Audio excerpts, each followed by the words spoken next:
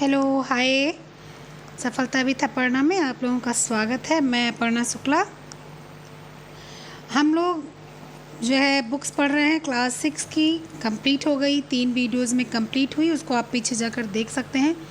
आज क्लास 7 शुरू करेंगे, ठीक है। तो क्लास 7 में क्या क्या है वो देखेंगे, वो समझेंगे, उसको जानेंगे। उसमें जितने इम्पॉर्टेंट पॉइंट हैं उसको नोट डाउन किया जाएगा, लेकिन पहले पढ़ के उसके बाद नोट डाउन किया जाएगा। तो हम लोग जो है शुरू करते हैं। शुरू करने से पहले आप लोग को अगर वीडियोस अच्छी लगती हों तो लाइक ज़रूर किया कीजिए और शेयर और सब्सक्राइब भी कर लिया कीजिए, ठीक है। ये सब करना आप लोग का नैतिक कर्तव्य बनता है, ठीक है। ये तो जो है बस आप लोग की एक मुझे प्रोत्साहन करने वाली फ़ीस है और कुछ नहीं। तो जो हम लोग आज क्लास 7 की पढ़ेंगे, ये एक बुक आपके यूपी बोर्ड की क्लास 7 में चलती है, इसलिए ये आपके लिए बिल्कुल परफेक्ट है। तो क्लास 7 तक की जो गृह शिल्प है उसमें आपके कुछ खाने पीने की सामानों के कुछ जो है उसके तरीक़ों के बारे में दिया हुआ है, वस्त्र वगैरह भी कुछ दिया, कुछ पर्यावरण भी दिया हुआ है। तो वो सारी चीज़ें हम लोग आज जानेंगे। उसके पहले कुछ चीज़ कहनी है कि मैंने आज 20 क्वेश्चन योजनाओं से ही टेलीग्राम पर डाला था। बहुत अच्छा क्वेश्चन था, मैंने बनाया था, तो उसको जाकर आप लोग एक बार ज़रूर देख लिया कीजिए, ठीक है। और आपको अगर टेलीग्राम ज्वाइन करने में कल मैसेज में आया था, टेलीग्राम ज्वाइन करने में नहीं मिल रहा था, तो कोई बात नहीं, आप लोग बस टेलीग्राम पर जाया कीजिए और वहाँ पर यही लिख दिया कीजिए अपर्णा सिस्टर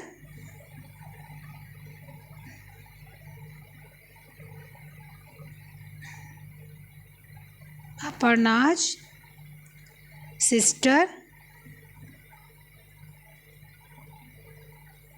टीजीटी पीजीटी, बस यही आप लिख देंगे तो आप टेलीग्राम पर पहुंच जाएंगे और वहां में आप सारी क्विज जो है सॉल्व कर सकते हैं। इसके बाद से आप अपने ग्रुप पर जुड़ सकते हैं।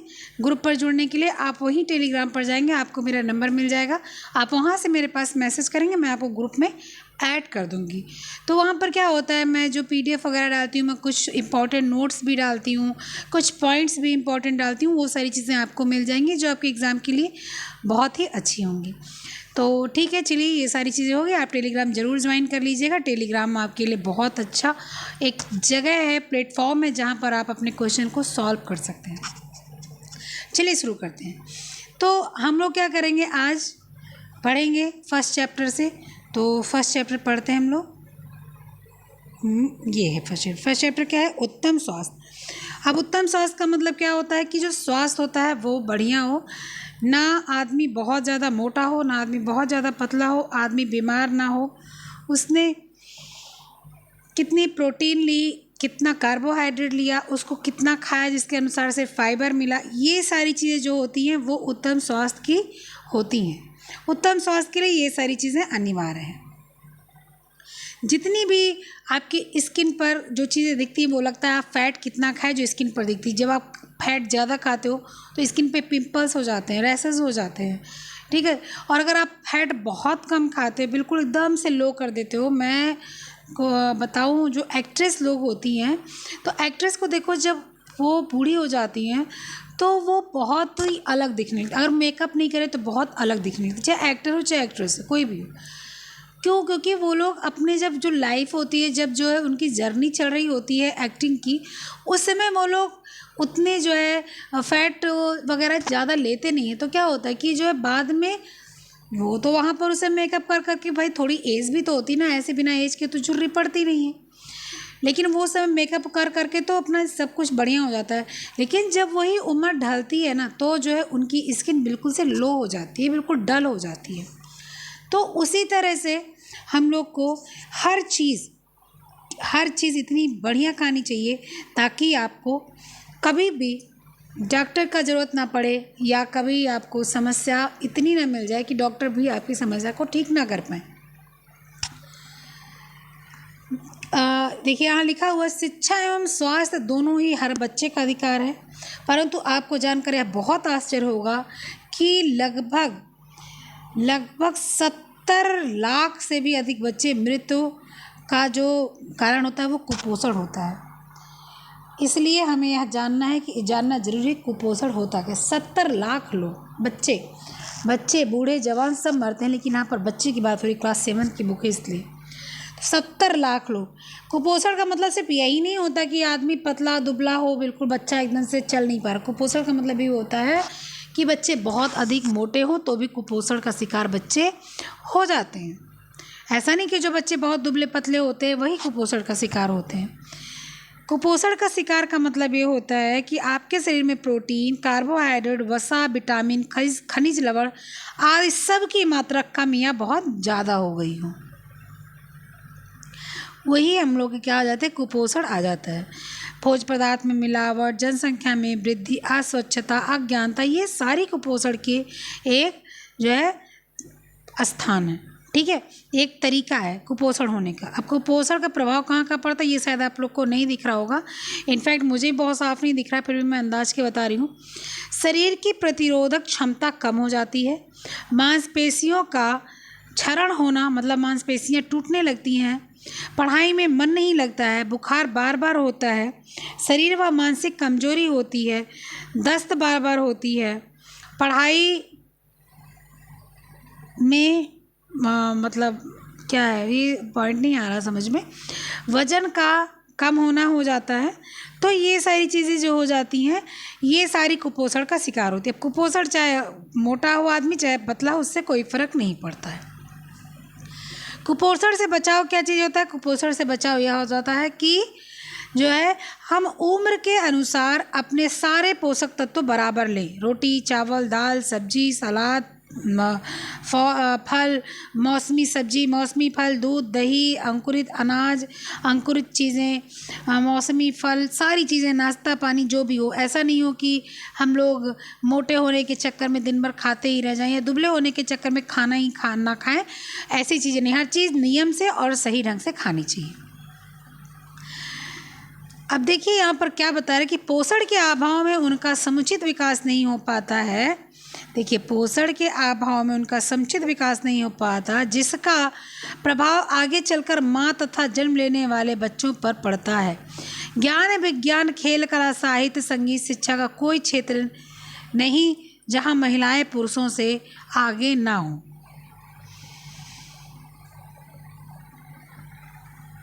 ठीक है, ऐसा कोई क्षेत्र नहीं जहाँ पुरुषों से महिलाएं आगे ना हो।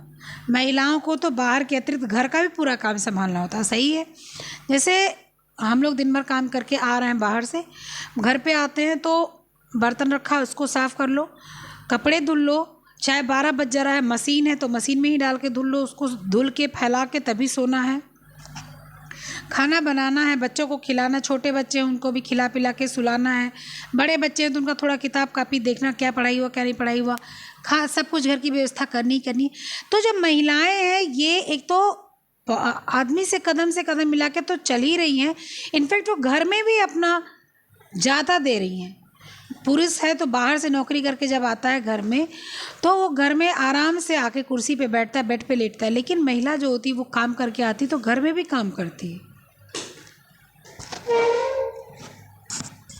इसलिए जो लड़कियां होती हैं उनको पौष्टिक आहार अधिक चाहिए होता है, लड़कों की अपेक्षा लड़कियों को पौष्टिक आहार अधिक चाहिए होता है। ठीक है, ये जब बुक आपको भेजी है उसमें आप ये देखना, क्योंकि ये चीज़ें बहुत ही एकदम से क्लियर नहीं है तो इसलिए आप इसको देख नहीं पाओगे। ठीक है, अब ध्यान देने योग्य क्या बातें हैं कि डॉक्टर दीदी ने क्या कहा कि आपकी कक्षा में कोई भी अगर विशेष आवश्यकता वाला बच्चा हो, जिसको हम लोग दिव्यांग या जो है अल्पांग बोलते हैं, हाथ पैर से कमज़ोर हो, दृष्टिबाधित हो, मानसिक रूप से कमज़ोर हो, जो भी हो, उसकी ओर विशेष ध्यान देने की आवश्यकता होती है, क्योंकि उनको पोषक तत्व चीज़ें ज़्यादा चाहिए होती हैं। इसीलिए उनके अभिभावक से संपर्क करके उनके खान पान की विशेष जानकारी उनको दी जाए। ठीक, अब स्वास्थ्य ही जीवन। अच्छा, ये सारी चीज़ें हो गई। फिर उसके बाद में जब स्वस्थ रहेगा बच्चा तो खूब पढ़े लिखेगा, आगे बढ़ेगा। स्वास्थ्य ही जीवन है। इसी से कि राधिका की 3 बहनों में से राधिका सबसे बड़ी थी। उसके पिता ने गरीबी के कारण 15 वर्ष की आयु में राधिका की शादी कर दी थी। राधिका की शादी कितने वर्ष की आयु में हो गई? 15 वर्ष की आयु में राधिका की शादी हो गई। 40 वर्ष तक एक व्यक्ति से करा दी गई। ये 15 वर्ष की राधिका थी, उसकी शादी 40 वर्ष के व्यक्ति से करा दी गई। गरीबी के कारण वह पढ़ भी नहीं सकी। उसका पति शराब पीकर उसके मारता पीटता था, खाना नहीं देता था। 16 वर्ष की आयु में वह माँ भी बन गई। सही ढंग से खाना पीना न मिलने के कारण वह कुपोषण का शिकार हो गई। डॉक्टर ने बताया कि माँ एवं गर्भ में पड़ रहे बच्चे दोनों को ही कुपोषण से ग्रसित हैं। गरीब होने के कारण वे अपना इलाज नहीं करा पा रहे हैं। यही वो सोच रही थी, काश मेरे पिता ने मुझे पढ़ाया होता तो आज वे खुद अर्थोपार्जन करके अपनी और अपने बच्चे की जान बचा सकती। ठीक है, तो जो है कुपोषण का सबसे बड़ा कारण एक अशिक्षा भी है। तो इस चैप्टर से हम लोग क्या समझे? इस चैप्टर से हम लोग समझे कि कुपोषण 2 प्रकार का होता है, अल्प पोषण, अति पोषण। अल्प पोषण जो कम पोषण मिले, जितना हमें चाहिए उससे कम मिले। अति पोषण जितना हमें चाहिए उससे हम ज़्यादा खा लें। उससे कितने बच्चों की मौत हो जाती है ये आप लोग बताइए, क्योंकि मैंने अभी कुछ देर पहले बताया है। कितने बच्चों की मौत हो जाती है आप लोग बताइएगा हर साल। नेक्स्ट चैप्टर आते हैं हम लोग। नेक्स्ट चैप्टर नंबर 2 है स्वच्छता। नेक्स्ट चैप्टर है स्वच्छता। स्वच्छता क्या होती है? स्वच्छता हमारे पूरे जो है जीवन में नहाने से, खाने से लेकर अड़ोस पड़ोस तक की स्वच्छता की बात। तो क्या हो गया कि स्वच्छता जो होती है वो सब जगह की होती है। प्रतिदिन हम नहाते हैं, कपड़ा धुलते हैं, बर्तन धुलते हैं, सब कुछ है, तो उसमें भी स्वच्छता चाहिए। तालाब, नदी, कुआं, नहर, इन सब में भी स्वच्छता चाहिए। जल का प्रयोग किया जाता है, जो पशुओं को पिलाया जाता है, जो नहाने का काम किया जाता है, जो स्वयं के नहाने का काम किया जाता है, उसमें भी स्वच्छता चाहिए। ठीक है, लेकिन नहाने से, कपड़ा धुलने से, बर्तन धुलने से, पशुओं को नहलाने पिलाने से भी तो जो पानी होते हैं वो अशुद्ध हो जाते हैं ना। वो अशुद्ध हो जाते हैं, उसमें कीटाणु पहुंच जाता है और फिर वही दूषित जल हो जाता है। अगर उसको बिना फिल्टर किए पिया जाए तो नुकसान करता है। हाँ, किसी ने मुझसे कहा था, उसके किसी मतलब बेटा बीमार है, भगवान करे बेटा जल्दी ठीक हो जाए, और ठीक हो जाएगा, परेशान मत होइए। तो उनको बच्चे को जो है समस्या है, तो आपको क्या करना है, पानी बॉयल करके और ठंडा करके पिलाना है। आरओ का पानी शुद्ध अच्छा नहीं होता है। आरओ के पानी में बहुत से मिनरल्स ऐसे भी होते हैं जो अच्छे होते हैं और वो ख़राब के तौर पर निकल जाते हैं। इसलिए आरओ का पानी उतना बेस्ट नहीं होता है। अपने बच्चे के लिए आप पानी बॉयल करके और ठंडा कर दीजिए, उसके बाद उसको दीजिए। एक बड़ा बर्तन भगोना ले लीजिए, उसमें आप खूब बढ़िया बॉयल कर दीजिए पानी को। उसके बाद उस पानी को रख दीजिए, पानी ठंडा हो जाए और बच्चे को आप दिन भर उसको पिलाती रहिए, ढक के रखे रहिए। ठीक है, तो वो आपके बच्चे के लिए सबसे बेस्ट रहेगा। तो यहाँ पर आ गया कि अब इन सबसे पानी गंदा हो जाता है और उसको अगर पीने में उपयोग किया जाए तो वह दूषित रहता है, उससे बीमारियाँ फैलती हैं। ठीक है, देखो इसमें बताया संपूर्ण भारत में पाई जाने वाली, पता नहीं आप लोग को ये पॉइंट में नोट कर देती हूँ, हाईलाइट कर देती हूँ, क्या लिखा है देखिए यहाँ पर कि संपूर्ण भारत में पाई जाने वाली सभी बीमारियों में लगभग 40% बीमारियाँ अकेले अशुद्ध पानी से फैलती हैं। कितनी? 40% बीमारियाँ अशुद्ध जल से फैलती हैं। ठीक है,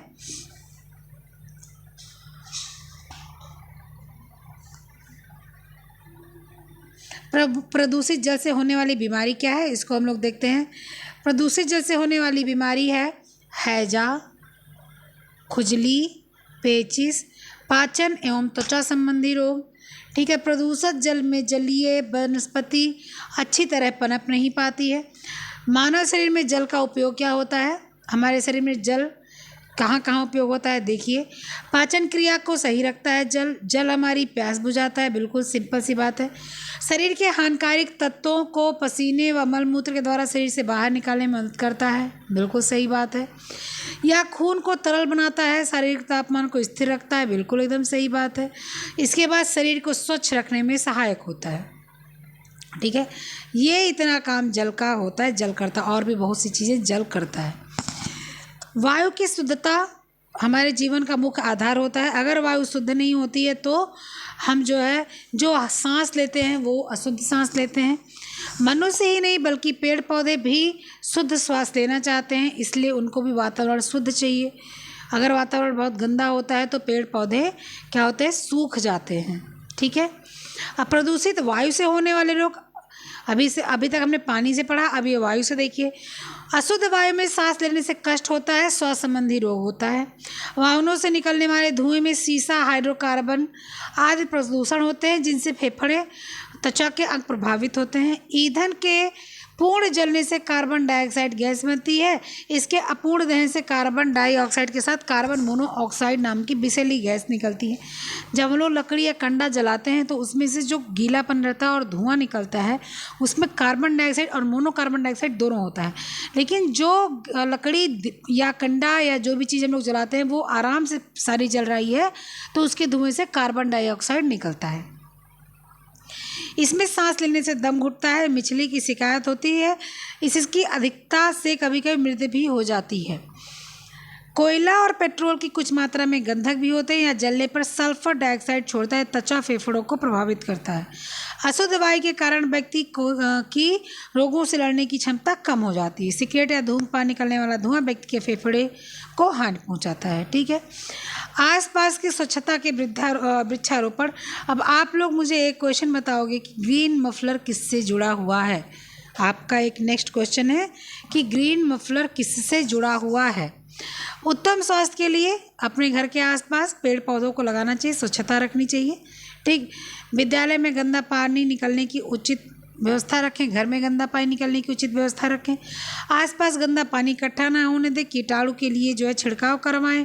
कूड़े कचरे इधर उधर ना फेंकें, यथास्थान स्थान पर फेंकें। पॉलीथीन का प्रयोग कम से कम करें, उसके स्थान पर कपड़े के थैलियों का प्रयोग करें। वातावरण को स्वच्छ सुंदर बनाने के लिए अधिक से अधिक पौधे लगाएं, उनकी देख रेख करें। ठीक है। फिर क्या है, घर परिवार और विद्यालय में निर्मित शौचालय का प्रयोग करें, खुले में शौच ना करें। खुले में शौच करने से बहुत अधिक जो है क्या होता है, बहुत अधिक बीमारी फैलती है। अब ये क्या हो गए, ये आपके हो गए थे वायु जनित रोग। ग्रीन मफलर किससे संबंध रखता है ये आप बताएंगे मुझे, ग्रीन मफलर किससे संबंध रखता है। ठीक है। अब आ जाता है आपका फूड पॉइजनिंग, मतलब कि खाने से आपको क्या क्या विषाक्तता होती है उसको। ठीक है। स्वस्थ शरीर के लिए बढ़िया खाना चाहिए होता है। बढ़िया खाना का मतलब होता है कुछ खाने कच्चे लिए जाते हैं, कुछ खाने पके लिए जाते हैं।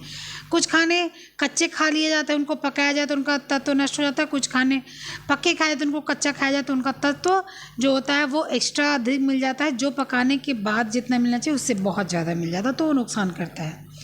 भोजन विषाक्त होने के कारण क्या होते हैं, कभी कभी भोजन कच्चे पके होते हैं तो कुछ समय के बाद ही वो ख़राब हो जाते हैं और उनमें जो है जीवाणु विषाणु जन्म ले लेते हैं जो पेट के अंदर जाके नुकसान पहुंचाते हैं। पकी हुई दाल, सब्जी, दूध, दही आदि समय ज़्यादा अगर समय तक रखा जाए तो वो ख़राब हो जाता है। इसमें जीवाणु और कीटाणु अपना घेरा कर लेते हैं।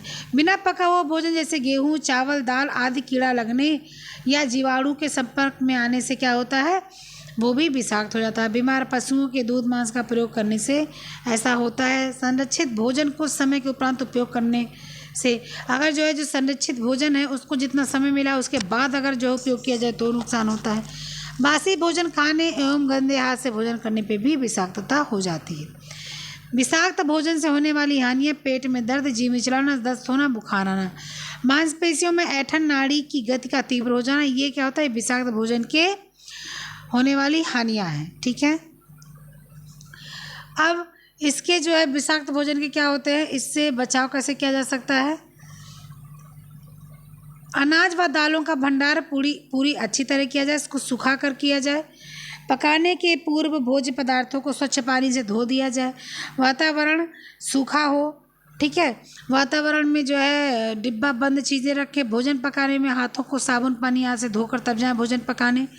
भोजन पकाते समय खांसने छींकने के लिए सुरक्षित अपने आप को रखें और अगर ऐसी स्थिति है तो जो है कपड़ा मुंह पर रखकर तब उपयोग करें खांसने छींकने का। अनाजों का संरक्षण बढ़िया से करें। ठीक है। उसमें अपना नीम का पत्ती वगैरह डाल के रखें। अधिकांश कीटाणु गर्मी और भी में आते हैं या बरसात में आते हैं तो उनको सही रखना चाहिए। जब बहुत गर्मी होती है तो मर जाते हैं, जब बहुत ठंडी होती है तो मर जाते हैं। ठीक है। इसी प्रकार डेयरी को दूध में ठंडा रखा जाता है, मांस तथा मछली को विशेष प्रकार के ठंडे डब्बे में बंद करके रखा जाता है। ठीक है, चलो तो ये आपके क्या हो गया, ये आपका हो गया चैप्टर नंबर 2। तो चैप्टर नंबर 2 में हम लोगों ने क्या समझा, जल, वायु और भोजन द्वारा क्या क्या रोग होते हैं, उनसे बचने के कारण क्या होते हैं, ये हम लोग चैप्टर नंबर 2 में पढ़े। अब से चैप्टर नंबर 3 क्या है, पोषक तत्व एवं पोषण। चैप्टर नंबर 3 है पोषक तत्व एवं पोषण। पोषक तत्व जो हम लोग खाते हैं उससे जो पोषक तत्व मिलता है वो पोषक तत्व है, और पोषण वो होता, पोषक तत्व जो उसके अंदर विद्यमान रहता है वो होता है, और पोषण जो हम खाते हैं हमारे शरीर को लगता है। ठीक है,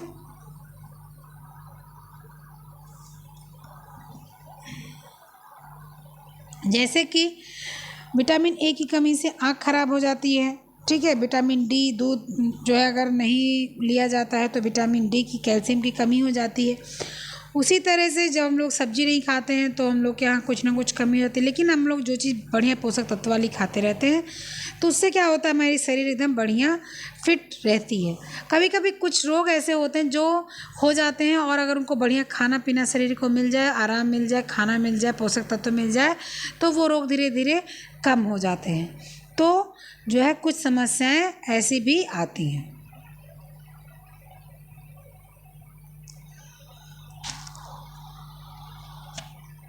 पोषक तत्व जो हमारे शरीर को स्वस्थ रखते हैं, मानसिक रूप से, शारीरिक रूप से, वही पोषक तत्व होते हैं। भोजन में कार्बोहाइड्रेट, प्रोटीन, वसा, विटामिन, खनिज लवण एवं जल, ये पोषक तत्व होते हैं। मेन पोषक तत्व यही होते हैं। विभिन्न पोषक तत्वों में जल का भी महत्वपूर्ण स्थान है। शरीर में जल की मात्रा लगभग 55 से 70% होती है, यहाँ पर लिखा हुआ, लेकिन 65 से 70 से 75% होती है। जल का कार्य भोजन को घुलनशील बनाना होता है। शरीर में उपस्थित जल त्वचा को नरम मुलायम रखता है, या हमें 8 से 10 गिलास पानी पीना चाहिए ताकि शरीर स्वस्थ और मुलायम बनी रहे। ठीक है,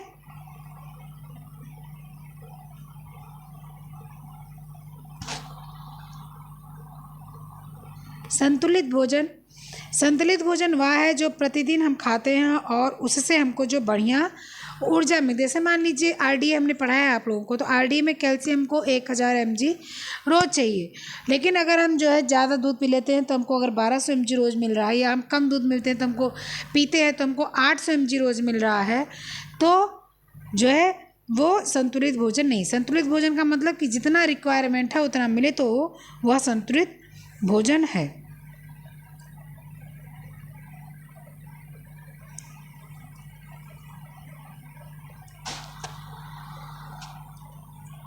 संतुलित आहार वह आहार है जिसमें सभी पोषक तत्व, प्रोटीन, कार्बोहाइड्रेट, वसा, विटामिन, खनिज लवण, जल आदि निश्चित मात्रा में पाए जाते हैं, वही संतुलित आहार होते हैं। अब प्रोटीन युक्त भोजन क्या है? प्रोटीन युक्त भोजन वह होता है जिससे प्रोटीन में से दूध हो गया, सोयाबीन हो गया, चना हो गया, ये सारे प्रोटीन युक्त भोज्य पदार्थ हैं जो शरीर का विकास करते हैं, जो शरीर को, मसल्स को बनाने की जो है एक विशेष भूमिका निभाते हैं, वही प्रोटीन युक्त भोज्य पदार्थ हो गया। शरीर में श्रम करने वाले को अधिक पौष्टिक तत्वों की आवश्यकता होती है, इसीलिए उनको हर चीज़ ज़्यादा देनी पड़ती है, और अगर नहीं दी जाती तो देना चाहिए। अब जो है शारीरिक श्रम करने वाले को अधिक पौष्टिक तत्वों की आवश्यकता होती है। उसमें आपको क्या करना है कि ऊष्मा यानी गर्मी की प्राप्ति अच्छे से हो जाए, उसमें कैलोरी की प्राप्ति अच्छे से हो जाए। ठीक है, पोषक तत्व प्रोटीन 1 ग्राम 4.1 ग्राम कैलोरी, कार्बोहाइड्रेट 1 ग्राम 4.1 ग्राम कैलोरी, वसा 1 ग्राम 9.0 कैलोरी। ठीक है, कहने का मतलब प्रोटीन 1 ग्राम नहीं, प्रोटीन 1 किलो पर 1 ग्राम अब नहीं होता है, 1 किलो पर होता है 8-4 ग्राम। ठीक है, शायद 8-4 ग्राम होता है, कंफर्म अभी नहीं याद है, लेकिन शायद 8-4 ग्राम होता है। ठीक है, तो 8-4 ग्राम होता है। कम शारीरिक श्रम करने वाले व्यक्ति को करीब 2400 से 2600 कैलोरी चाहिए होती है। आर्थिक परिश्रम करने वाले व्यक्ति को 3600 से 4000 कैलोरी चाहिए होती है। अब 3600 से 4000 कैलोरी, मान लीजिए कोई आपके 4000 कैलोरी लेता है तो उसको फाइबर कितना लेना पड़ेगा, आप मुझे आंसर करके बताइएगा कि कोई 4000 अगर कैलोरी लेता है तो उसको फाइबर कितना लेना पड़ेगा, ये आप हमको बताइएगा। भोजन में प्रोटीन की मात्रा ना हो तो क्या परेशानियां होंगी, यह नीचे आपको बताया है, यानी कि नेक्स्ट पेज में। अब देखिए इतना ही छोटा लिखा हुआ है कि कुछ दिखता ही नहीं है।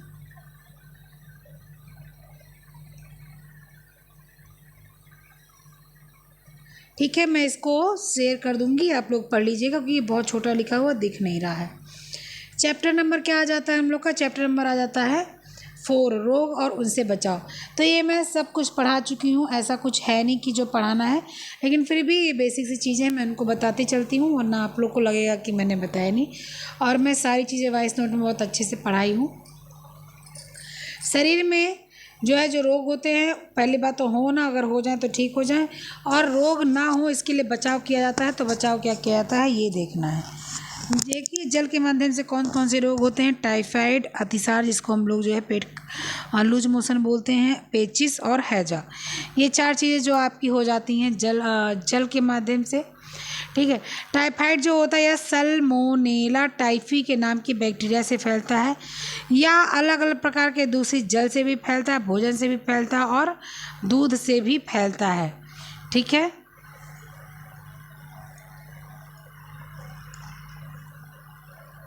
लक्षण क्या है, यह सर्दी जुखाम या फ्लू से शुरू होता है, नब्ज धीरे चलती है, रोगी को तेज बुखार आता है परंतु तापमान बढ़ता रहता है, शरीर कमज़ोर हो जाता है, कभी कभी शरीर पर दाने भी निकल आते हैं।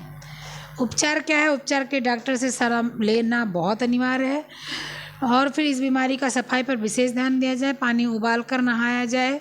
ठीक है, रोगी को तला भुना खाद्य पदार्थ ना देकर उबला दूध, साबूदाना, दलिया, मूंग आदि दी जाए।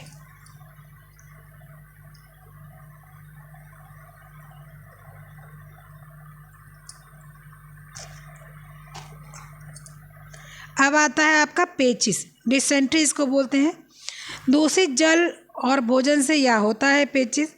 इसको जब बहुत ज़्यादा हो जाता है तो जीवन रक्षक घोल देना चाहिए, ORS, हल्का सुपाच्य भोजन जैसे मूंग की खिचड़ी, चावल का माड़ आदि देना चाहिए। इससे क्या होता है, इससे व्यक्ति का जो पेट होता है वो जल्दी ठीक हो जाता है। फिर आ जाता है हैजा, हैजा पानी से फैलने वाला रोग है, सबसे ज़्यादा भोजन से भी फैलता है लेकिन पानी से सबसे ज़्यादा फैलता है। लेकिन यहाँ पर आपको भोजन जल से ही फैलने को बता रहा है। तो जो दूषित जल से हैजा बहुत तेज फैलता है, या मक्खियाँ, फिर या मक्खियों पर पहले तो लोग क्या करते हैं कि जब पेचिस लगता है तो हैजा लगता है तो उल्टी होता है और जो है दस्त होता है, फिर वही मक्खियाँ जाकर बैठती हैं, फिर दूसरे के ऊपर बैठती हैं तो बीमारी फैलाती है, तो उसको भी हैजा हो जाता है। ठीक है,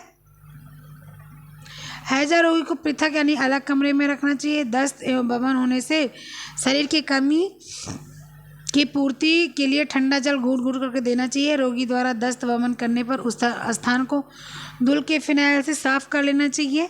फिनाइल कोई ऑप्शनल नहीं है, आप बिल्कुल एकदम कंफर्म नहीं है, आप जो है कुछ और भी चुन सकते हैं, आप सेवलान चुन सकते हैं, आप जो है लाइजॉल चुन सकते हैं, आप ये सारी चीज़ें भी चुन सकते हैं।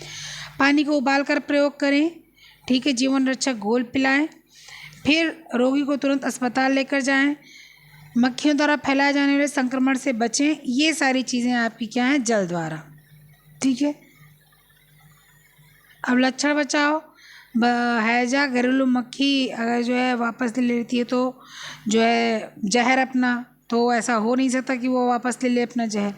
तो घरेलू मक्खी जो होती है वो जो चीज़ें छोड़ देती है उसको लेके कहाँ जाती है, उसको तो यहीं छोड़ देती है। फिर जब यहाँ पर छोड़ दी तो वो कोई खाने के साथ में किसी के पेट में गया, किसी के पेट में पानी के साथ गया, तो क्या होता है, आदमी को हैजा, टाइफाइड, पेचिस आदि लग जाता है। ठीक है, फिर भोजन संबंधी अच्छी बातें क्या है, पौष्टिक और संतुलित आहार खाना चाहिए।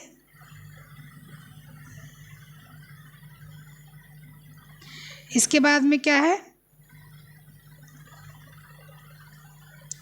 भोजन करने के स्थान व भोजन करने वाले जो है दोनों जगह को स्वच्छ रखना चाहिए। भोजन को चबा चबा कर खाना चाहिए, आवश्यकता अनुसार भोजन अपनी थाली में लेना चाहिए, भूख लगने पर ही भोजन करना चाहिए। भोजन करने से पूर्व हाथों को अच्छी तरह धो लेना चाहिए। कम से कम 10 गिलास पानी प्रतिदिन पीना चाहिए। अधिक मिर्च मसाला वाला भोजन नहीं करना चाहिए। भोजन पकाने और परोसने तथा खाने से पहले हाथ धोना चाहिए। ठीक है, तो ये आपका चैप्टर 4 था। चैप्टर 4 तक ही पढ़ाऊँगी, इसके बाद नेक्स्ट वीडियो में पढ़ाऊँगी, नहीं तो लंबा हो जाएगा। तो ये सी चीज़ें आपकी क्लास 7 की थी। इसको आप लोग को क्या करना है, इसको आप लोग को पढ़ना है, पहले एक बार सुन लेना है, उसके बाद दोबारा आइएगा, दोबारा सुन के जो नोट करने वाली चीज़ें होंगी वो नोट कर लीजिएगा। ठीक है, चलिए तब तक के लिए आप लोग से इजाज़त लेती हूँ। मिलते हैं नेक्स्ट वीडियो में या वॉइस नोट में, कैसे भी। ठीक है, चलो बाय।